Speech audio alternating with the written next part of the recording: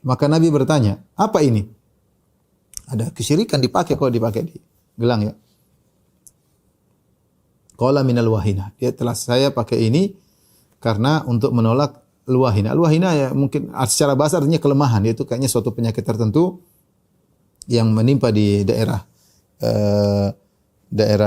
apa namanya? Belikat ya, kemudian tangan menjadi lemas ya, menjadi sakit ya, disebut dengan penyakit al-wahina. Maka dia bilang dia pakai ini berarti sudah ada bala.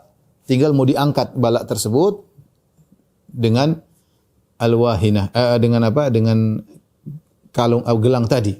Ini berarti fungsi jimat. Kita sudah bilang fungsi jimat cuma dua, menolak bala atau mengangkat bala. Ini balanya sudah datang untuk mengangkat bala. Maka Nabi perintah. Faqala inzi'ha, kata Nabi buang itu, lepas itu kalung, lepas itu apa? Gelang. Fa innaha la taziduka ila wahnan. Kau memakai gelang untuk mengurangi kelemahan, justru akan menambah kelemahan bagimu. Fa innaka law mitta wa hiya alaik, kalau kau mati dalam kondisi pakai gelang tersebut, maaflah ta'abadan, kau tidak akan selamat selama-lamanya. Hadis riwayat Ahmad dengan sanad tidak mengapa. Ini jelas bagaimana tegasnya Rasulullah SAW terhadap kesyirikan. Kata Rasulullah SAW, fa innaka law mitta wa hiya alaik maaflah ta'abadan. Kalau kau ternyata meninggal masih pakai jimat,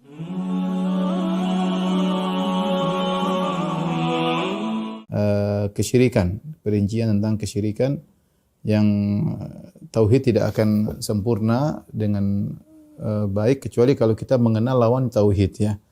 Sebagaimana pernyataan seorang penyair ya, wa bididdiha tatabayyanul asya ya, dengan mengenal lawannya maka kita akan mengenal sesuatu dengan baik ya. Kita ingin tahu tauhid dengan baik maka kita harus kenal lawannya kesyirikan. Ya, kalau kita ingin tahu tauhid secara detail, kita juga harus tahu syirik secara detail ya. Kalau kita hanya tahu syirik secara global, maka tauhid pun akan kita ketahui secara global. Maka dari situ kita tidak hanya dianjurkan mengenal kebaikan, tapi kita juga dianjurkan untuk mengenal keburukan untuk kita hindari ya, untuk kita hindari. Dan dalam Al-Qur'an demikian. Al-Qur'an dalam metode Al-Qur'an menjelaskan jalan kebaikan dan juga menjelaskan jalan keburukan ya. Kadzalika nufassilul ayati wa litastabina sabilul mujrimin ya. Demikianlah kami merinci ayat-ayat kami agar jelas jalan-jalan orang mujrimin. Jalan-jalan orang yang menyimpang harus jelas sehingga kita tahu mana jalan-jalan yang menyimpang untuk kita hindari. Makanya dikatakan orang yang paling kuat tauhidnya adalah para sahabat. Kenapa para sahabat? Karena mereka tahu kesyirikan secara terperinci. Ketika Nabi SAW diutus kepada mereka, ketika itu berbagai macam model kesyirikan sedang dilakukan oleh orang-orang di Jazirah Arab ya, dengan berbagai macam kesyirikan ya, dengan berbagai macam model dan warna kesyirikan. Jadi mereka pernah mengetahui, bahkan mereka pernah melakukan ya. Setelah itu kemudian mereka sadar datangnya risalah tauhid, dakwah dari Nabi SAW, maka mereka mengenal tauhid juga dengan detail sehingga tidak ada yang bisa mengungguli mereka. Kata Ibnu Qayyim rahimahullahu taala, sulit bisa mengungguli para sahabat karena mereka mengenal keburukan secara terperinci dan mereka mengenal kebaikan juga secara terperinci. Ketika dua hal ini bergabung kepada seseorang, maka dia memiliki pengetahuan yang sangat kuat. Jadi kita mengenal jenis-jenis keburukan untuk kita jauhi. Sebagaimana perkataan Hudzaifah bin Yaman radhiyallahu anhu, kana Nabi sallallahu alaihi wasallam kana an-nasu yas'aluna Rasulullah sallallahu alaihi wasallam anil khair wa kuntu as'aluhu anis syarr makhafata ayudrikani. Orang-orang bertanya kepada Nabi sallallahu alaihi wasallam tentang kebaikan, aku bertanya tentang keburukan, khawatir keburukan tersebut akan menjumpaiku ya. Jadi sebagaimana perkataan seorang penyair, araftu syarra li syarri walakin litawaqqihi man lam ya'rif syarra minal khair yaqa fihi. Aku mengenal keburukan bukan untuk melakukannya, tapi aku mengenal keburukan-keburukan untuk menjauhinya. Barang siapa yang hanya mengenal kebaikan tidak mengenal keburukan, khawatir jatuh dalam keburukan tersebut. Nah, maka mulai bab ini kita akan bahas tentang jenis-jenis kesyirikan, dan ini ada baru bab ke-6 ya. Kitab tauhid ada sekitar 66 bab atau 67 bab. Berarti masih ada 60 bab lagi tentang kesyirikan ya. Ini baru pertama tentang kesyirikan yang pertama. Adapun yang pertama ini adalah salah satu kesyirikan yang berkaitan dengan syirik kecil. Babun minasyirki lubsul halqati wal khayti wa nahwihima li raf'il bala aw daf'ihi. Yang mananya adalah di antara termasuk kesyirikan adalah menggunakan gelang atau tali ya dan yang semisalnya untuk menghilangkan bala atau untuk menolak bala ya. Untuk menghilangkan bala atau untuk menolak bala, dan inilah definisi daripada jimat ya. Jimat yaitu menggunakan gelang atau benang atau tali dan yang semisalnya dalam rangka untuk menolak bala atau untuk mengangkat bala, untuk mengangkat bala ya. Kalau kita mau kasih definisi jimat atau azimat ya, adalah definisinya adalah sesuatu yang dipakai atau digantungkan, ditempelkan ya, untuk menolak bala, untuk mengangkat atau menghilangkan bala ya, bala itu maksudnya bencana, penyakit dan yang semacamnya. Bencana atau penyakit, kesulitan.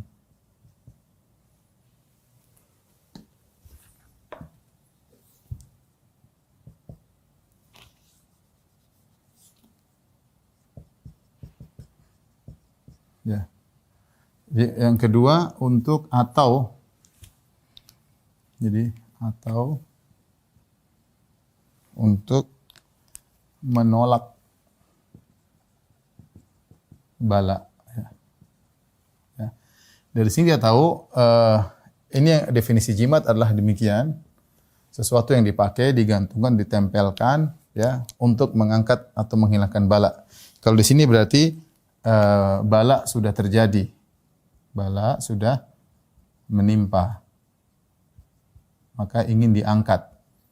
Adapun ini berarti bala belum terjadi, maka untuk dihindari. Adapun sesuatu di sini yang disebut dengan zimat, sesuatu yang dipakai, digantungkan, ditempelkan, ini mencakup apapun.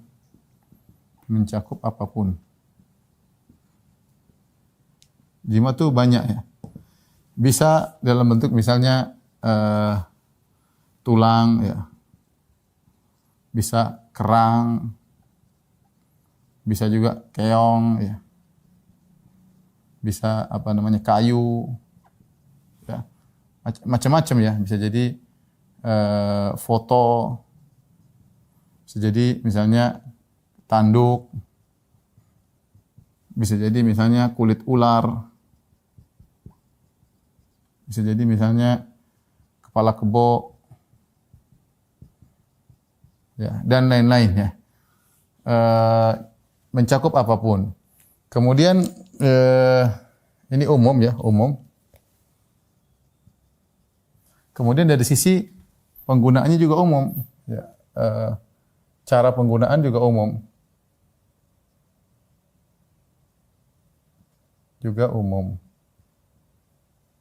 Ya, bisa jadi misalnya digantung, dikalungkan, tempel,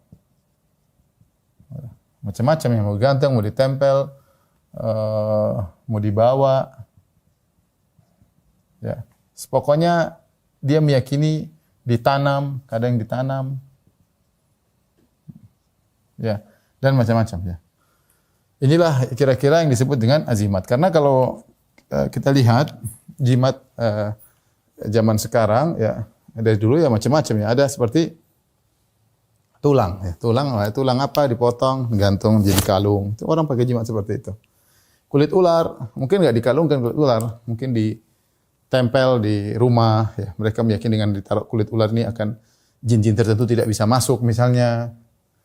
Kerang, ini sering orang pakai kerang atau dipinggangkan ya, kerang, keong ya. Kemudian kepala kebo misalnya ditanam atau ditaruh di depan rumah atau tanduk ya, supaya tidak kena musibah, tidak terkena jin, tidak terkena bala.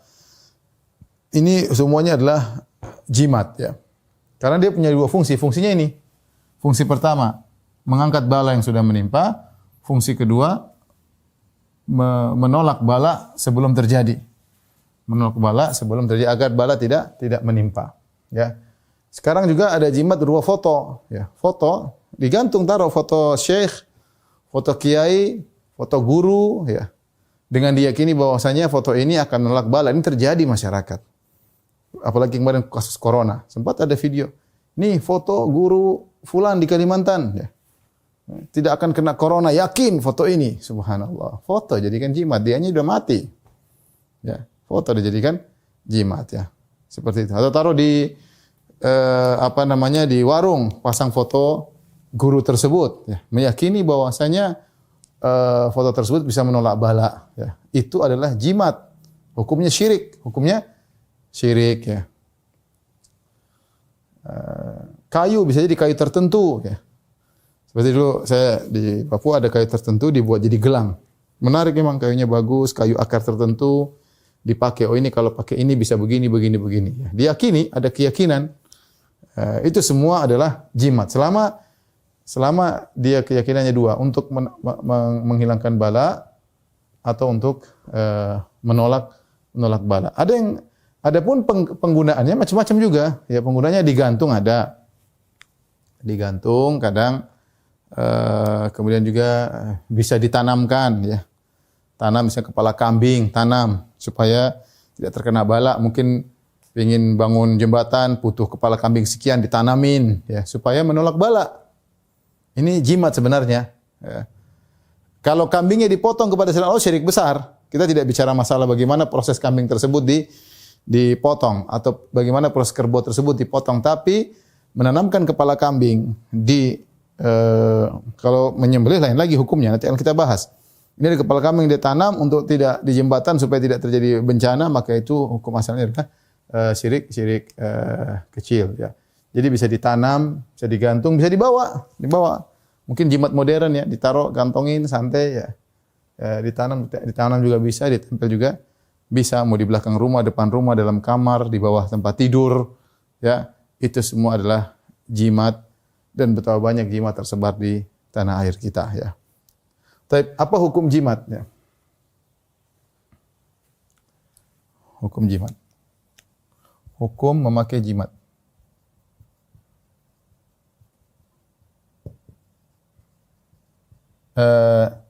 Ini jimat ya, kalau bahasa saya pernah ke Kuala Lumpur kalau nggak salah. Ditulis paket jimat atau harus jimat. Jimat ternyata maksudnya hemat ya. Saya kalau nggak salah maknanya hemat. Tapi ini jimat yang azimat ya. Makanya saya bilang jimat atau azimat karena di sebagian tempat setahu saya jimat artinya hemat ya. Jadi dianjurkan untuk jimat, pakai jimat. Ternyata maksudnya hemat ya. Tapi hukum pakai azimat dua kemungkinan.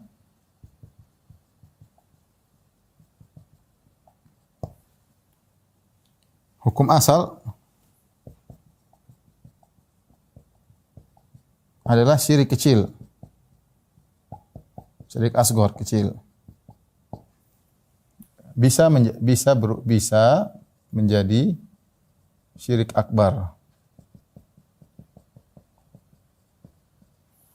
jika meyakini jimat tersebut punya pengaruh secara independen.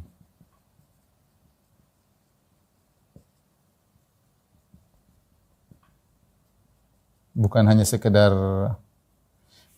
sebab, tapi dia secara independen dia bisa punya pengaruh.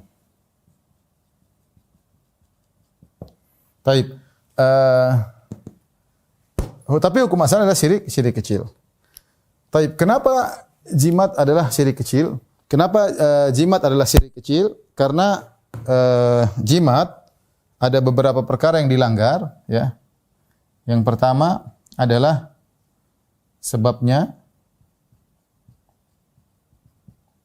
Pertama, menjadikan sesuatu yang bukan sebab sebagai sebab. Ini di antara hal yang bisa menjerumuskan dalam kesyirikan, menjadikan sesuatu yang bukan sebab sebagai sebab. Ya. Terus yang kedua, mengajarkan ketergantungan kepada selain Allah, kepada materi, bukan kepada Allah. Sebab yang ketiga adalah bisa mengantarkan kepada syirik akbar. Baik, inilah 3 sebab kenapa jimat itu merupakan syirik kecil. Kita punya kaidah ini, kaidah yang pertama, menjadikan sesuatu yang bukan sebab sebagai sebab itu menjerumuskan terhadap kesyirikan. Ya, itu banyak contohnya. Contohnya ini, tidak ada orang bilang kalau pakai tulang kemudian akhirnya bala tertolak. Enggak ada. Enggak ada yang bilang tanam kebo akhirnya bala bisa diangkat. Enggak ada, itu semua khurafat. Tidak pernah syariat menjadikan itu sebagai sebab. Ya, syariat tidak pernah menjadikan sebagai sebab. Ketika seorang menjadikan sesuatu yang bukan sebab jadikan sebab, maka terjerumus dalam syirik. Terjerumus dalam kesyirikan. Ya. Contoh kenapa tatoyur juga dibilang syirik, pamali. Kenapa? Karena tadi di antara faktornya menjadikan sesuatu yang bukan sebab menjadi sebab. Bahwanya ada burung hantu kalau datang sebab kesialan, ini enggak ada hubungannya. Burung hantu datang dianggap sial, ini berarti menjadikan sesuatu yang bukan sebab jadi sebab, itulah kesyirikan. Taib, kita berhenti dulu di sini. Bagaimana cara mengetahui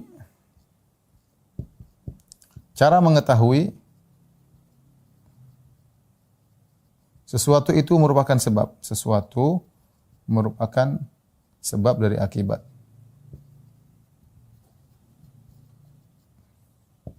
Ya, cuma 2 cara. Yang pertama dengan dalil syar'i,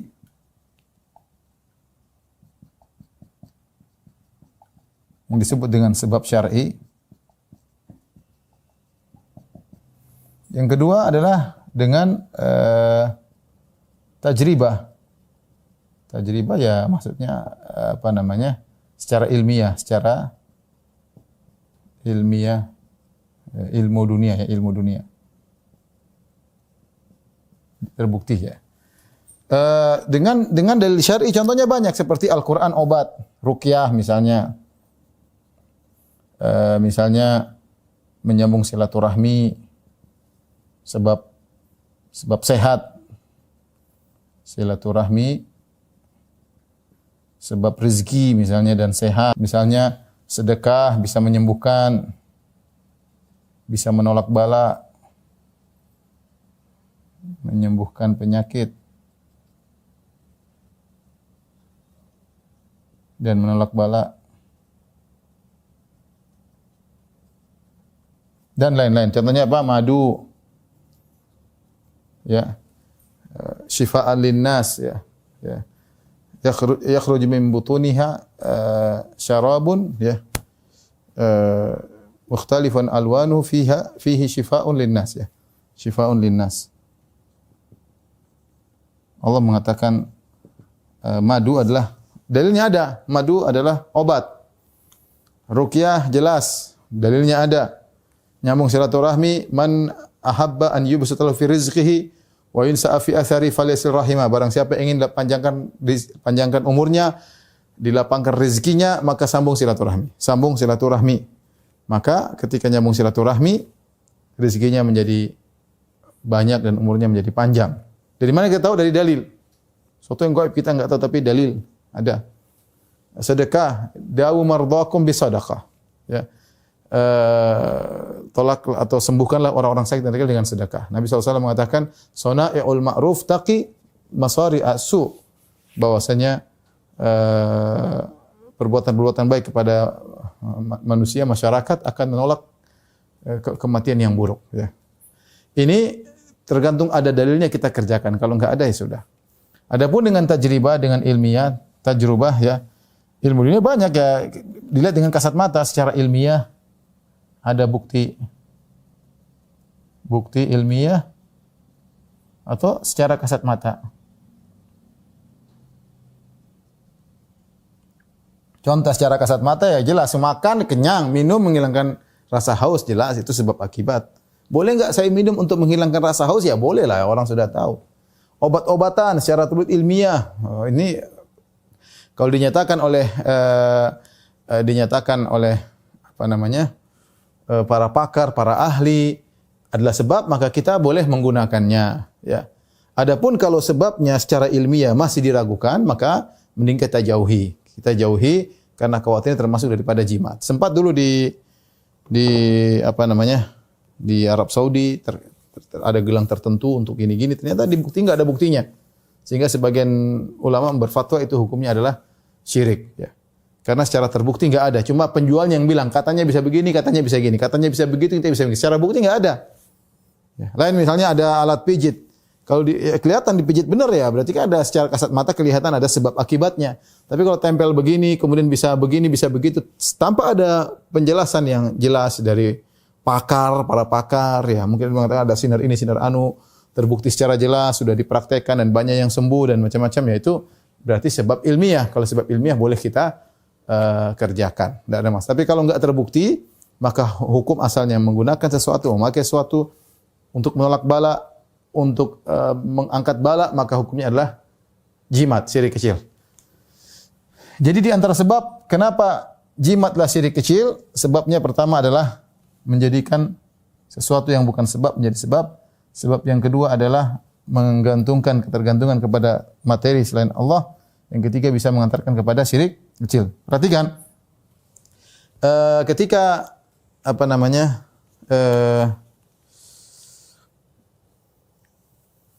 seorang pakai jimat, hatinya kemana? Hatinya dia gantungan kepada jimat. Nabi SAW mengatakan, man ta'allaqa syai'an wukila ilaihi. Barang siapa man allaqa syai'an yang menggunakan sesuatu, maka hatinya dibuat condong kepada sesuatu tersebut. Dan itu benar. Orang kalau pakai jimat, dia kalau pakai jimat dia enggak pede. Dia mau jualan ke pasar, ada jimat keberuntungan. Dia enggak bawa, waduh nanti untungnya sedikit, harus dia pulang lagi bawa ya. Kalau main judi, ada jimat menang judi. Kalau enggak pakai itu kayaknya judi kalah terus. Sudah maksiat, pakai jimat lagi. Ini syirik plus maksiat ya. Dan macam-macam, ada jimat untuk menjaga diri. Kalau dia bawa itu dia kayaknya pede berkelahi dan macam-macam ya. Orang pakai jimat. Atau orang mau jihad pakai jimat. Kalau enggak pakai jimat dia takut mati syahid. Kalau dia enggak pakai jimat dia takut mati syahid. Mau jihad mati syahid atau mau mati konyol, dia enggak pengin mati syahid, maka dia pakai jimat.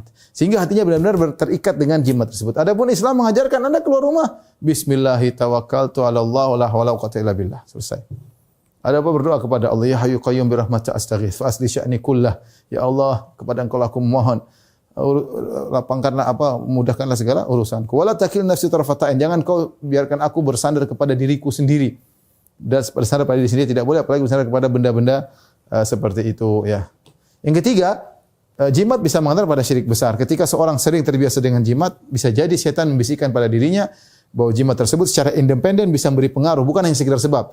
Kenapa dikatakan syirik kecil? Karena menganggap jimat tersebut sebagai sebab. Ketika meyakini jimat tersebut independen bisa memberi pengaruh tersendiri, maka terjerumus dalam syirik besar. Maka ini tadi, jimat bisa jadi syirik besar jika meyakini jimat tersebut punya pengaruh secara independen, bukan hanya sebagai sebab ya.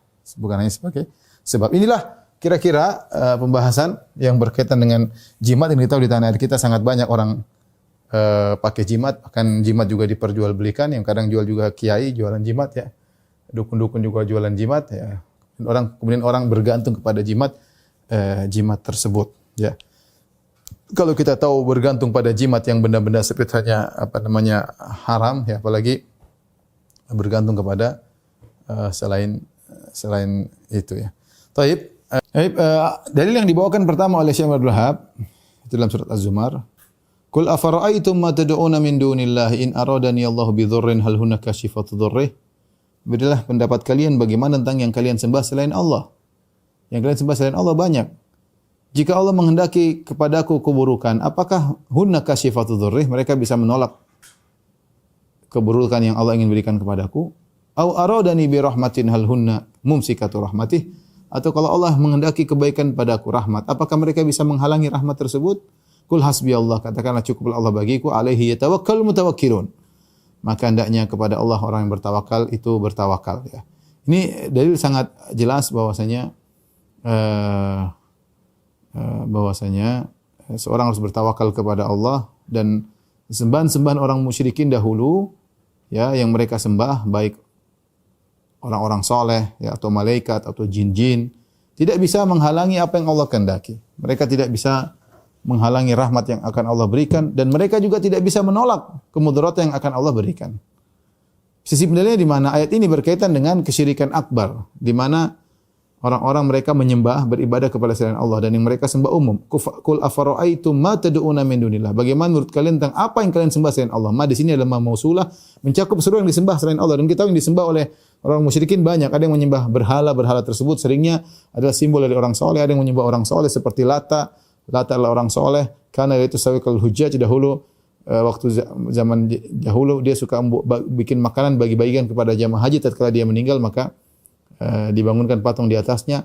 Contohnya juga orang-orang kaum Nabi Nuh, mereka menyembah berhala orang soleh. La tadrunna alihatakum wa la tadrun wadda wa la suwa'an wa la yaghutha wa ya'uq wa nasr. Ada 5 orang yang orang soleh disembah. Kemudian di antara yang disembah adalah malaikat. Orang-orang musyrikin mengatakan bahwasanya Allah punya putri-putri malaikat. Kemudian orang Nasara menyembah Nabi Isa, ya dianggap sebagai anak Allah, dan semua sembahan-sembahan itu tidak bisa menolak mudarat yang ingin Allah berikan. Dan semua sembahan-sembahan tersebut tidak bisa mencegah rahmat yang Allah akan turunkan. Nah, sisi penilaiannya di mana? Kalau itu saja yang disembah adalah makhluk hidup, maksudnya para nabi, malaikat, makhluk hidup. Itu pun tidak boleh kita bersandar kepada mereka dan mereka tidak bisa menolak bala. Bagaimana lagi dengan orang yang menyembah atau menjadikan patung jimat-jimat sebagai penolak bala ya. Maka ini tentu tidak logis ya. Tidak logis ya. Oleh karena Nabi SAW tegaskan ini tidak diperbolehkan. Taib hadis dalil berikutnya, hadis an Imran bin Husain, dari Imran bin Husain radhiyallahu anhu, anna Nabi sallallahu alaihi wasallam ra'a rajulan fi yadihi halqatun min sufur. Nabi melihat ada seorang laki di tangannya ada gelang dari tembaga. Wa qala ma hadhihi?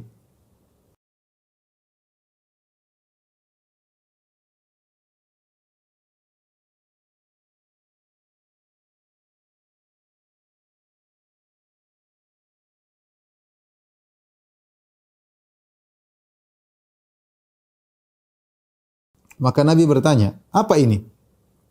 Ada kesyirikan dipakai, kalau dipakai di gelang ya.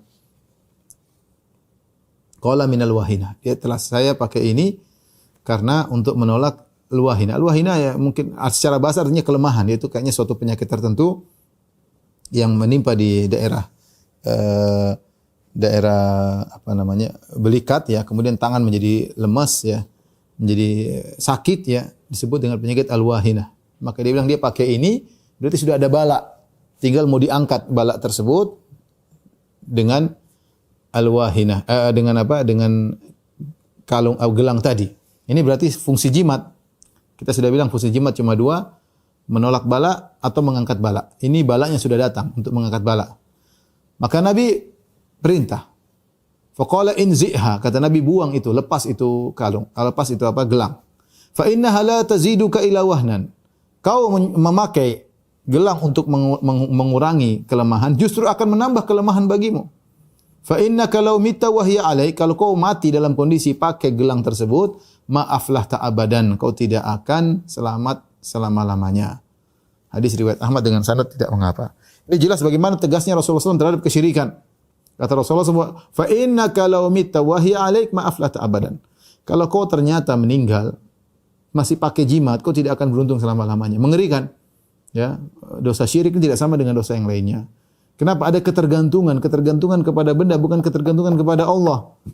Maka hukumnya adalah syirik.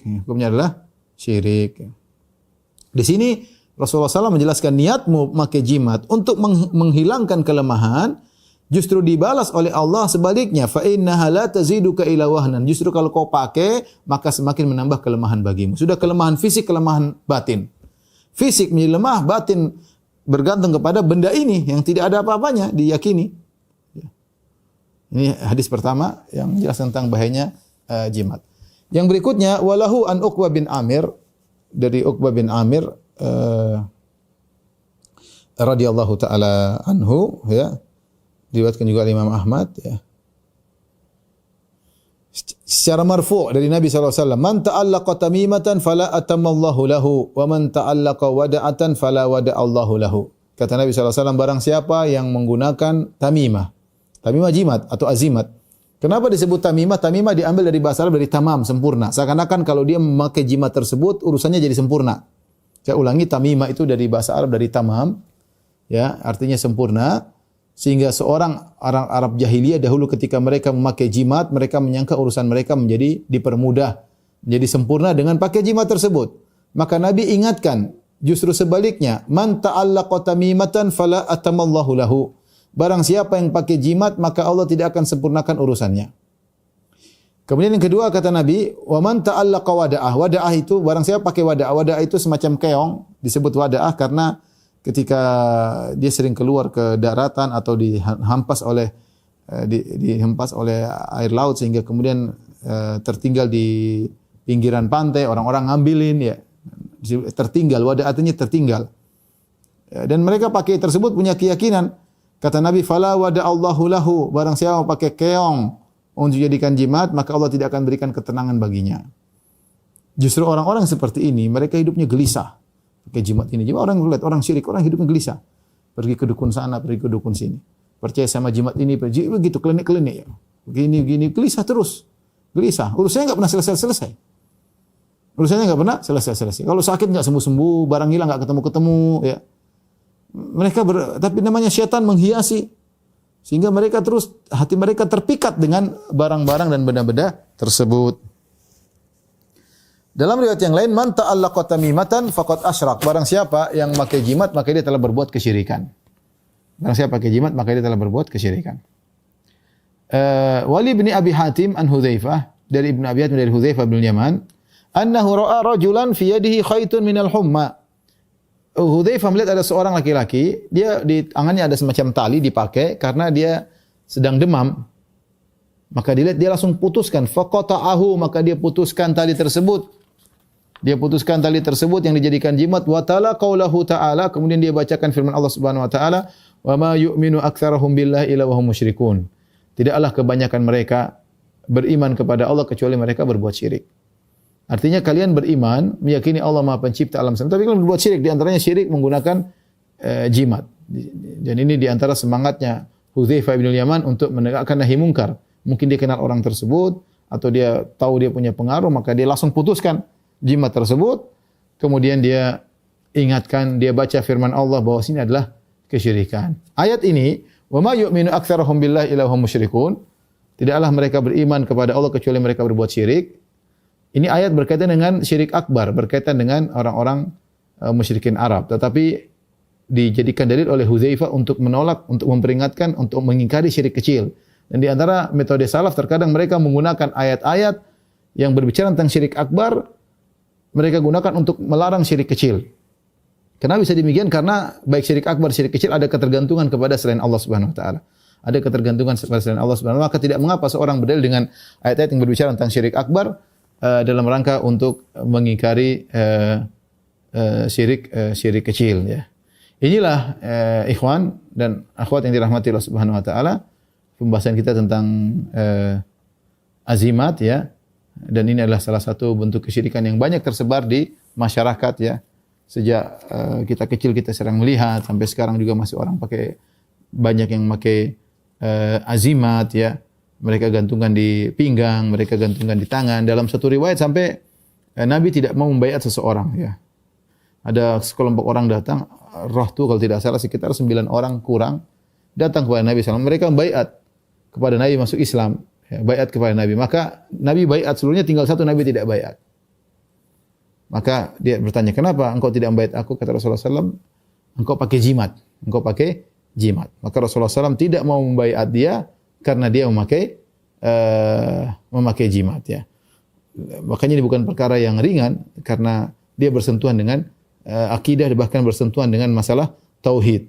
Maka seorang memandang sesuatu perkara dengan kacamata syariat. Karena banyak orang masalah jimat-jimat, masalah klinik, maka syirik, mereka tidak peduli. Mau ada persatuan dukun kayak, mau bikin apa kayak, kayaknya nggak terlalu ramai. Tapi kalau ada perkumpulan zina misalnya, mungkin orang heboh. Atau ada korupsi, mungkin mereka heboh. Semuanya nggak boleh. Tapi menurut kacamata syariat, yang paling berbahaya adalah syirik. Maka seorang sebagaimana peka terhadap dosa-dosa selain kesyirikan, hendaknya lebih peka kepada dosa-dosa kesyirikan. Harus dia punya ghirah untuk memperingatkan masyarakat dari dosa-dosa yang seperti ini karena masih saja tersebar, apalagi ada orang-orang yang menjual azimat-azimat di sini. Ya. Termasuk juga yang sering tersebar orang pakai apa? Pakai cincin dari akik. Ya, sebagian orang punya keyakinan, sebagian orang enggak, cuma berhias doang.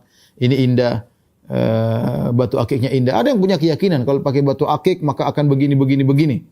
Ya, seakan-akan batu tersebut bisa menolak mudarat dan bisa mendatangkan keberuntungan. Inilah namanya jimat. Ini namanya jimat. Padahal batu yang terbaik di alam semesta ini adalah batu Hajar Aswad. Ya, bahkan Hajar Aswad pertama turun dalam kondisi putih, kemudian fasawadatu khotoya bani Adam, karena banyak Bani Adam berdosa dia menjadi hitam. Itu pun ketika Umar bin Khattab radhiyallahu anhu lagi tawaf, kemudian dia melewati Hajar Aswad, maka dengan suara yang lantang dia berkata, "Ya Hajar, inni a'lamu annaka hajar la tanfa wa la tadur, laula anni ra'aitu Rasulullah SAW yuqabbiluka ma qabbaltuka." Dia berkata, "Wahai Hajar Aswad, saya tahu kamu hanya sekadar batu, tidak bisa beri manfaat, tidak bisa beri mudarat.